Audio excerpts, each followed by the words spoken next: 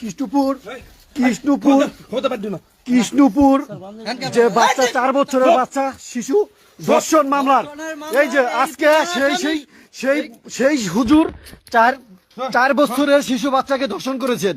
দেখেন সেই আবার সেই মসজিদের ভিতরে তিনি এখন অবস্থান করতেছেন।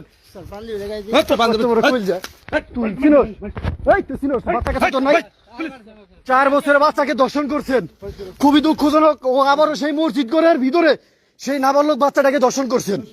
এই জন্য 4 বছরের নাবালক বাচ্চা বাদাম দিয়ে তাকে পোষণ কৌশল করে বিনিময় করে মসজিদের ভিতরে দর্শন করেছেন।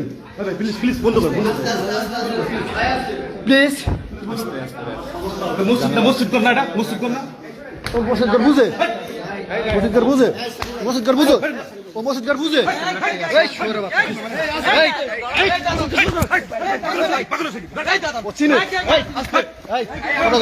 মসজিদঘর সেই সেই সেই 40 বছরের বয়স হয়ে 4 বছরের বাচ্চাকে ধর্ষণ করেছেন।